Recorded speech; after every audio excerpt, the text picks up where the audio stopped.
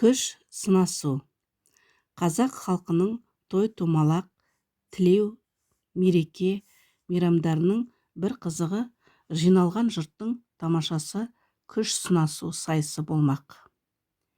Кейде жиналған жұрт тілегімен елге күші болған, түйе, өгіз көтерген қара күш иелеріне көптің алдында түйе, өгіздерді дайындап қойып көтертеді. Кейде тас көтеретін де салт бар. Сол сияқты жұдырығымен тасты ұрып сындыратын, иығына сырғауыл салдырып, оған тойшыларды отырғызып көтеріп, елді бір сергітетін қазақтың далалық цирк өнерпаздары көп болады.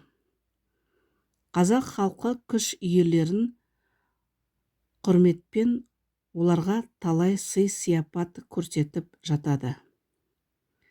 Қазақ даласында табиғаттың дүлей күшіне қарсы тұрып, азулы аң, асау малмен алысып, оны тұқыртатын талай ерлер болған.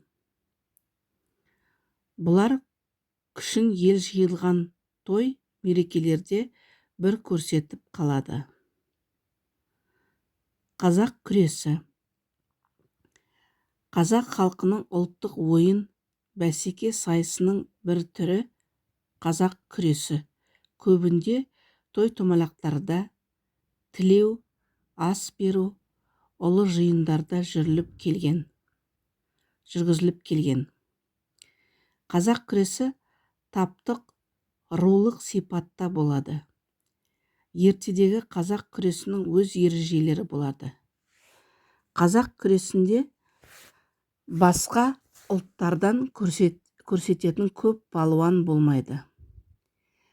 Әрбір ауыл, ру, тайпа өзінің ең күшті деп көрген палуаннан әкеп көрсетіледі. Ел ішінде түйе, өгіз көтерген түйе палуан, өгіз палуандарды сайысқа салады. Палуан күресі намыс болған.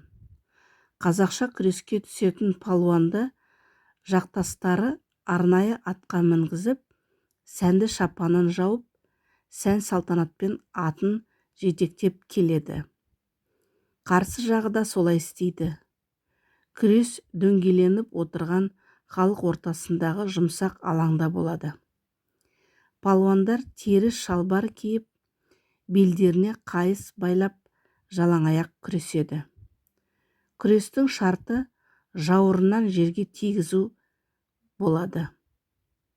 Екі палуан белдесіп, бірі жықса, ол халыққа менімен белдесіп күресетінің бар ма, шық деп жар салады. Күресетін дәмелі жігіттер болса шығады. Жықса жігіт бәйгені алады.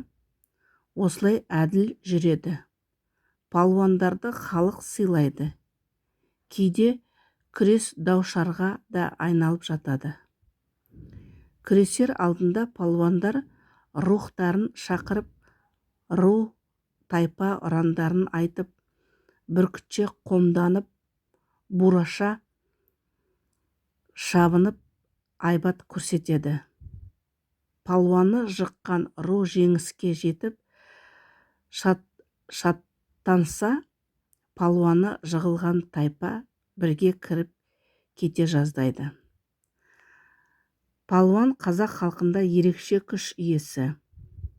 Палуандар күресінде сайыс бәсекеге түсіп, ел, ру, тайпа халықтың намысын қорғайды. Кейбір палуандар елін жаудан қорғайды. Халықтың қорғаушысы, панасы іспеті болады.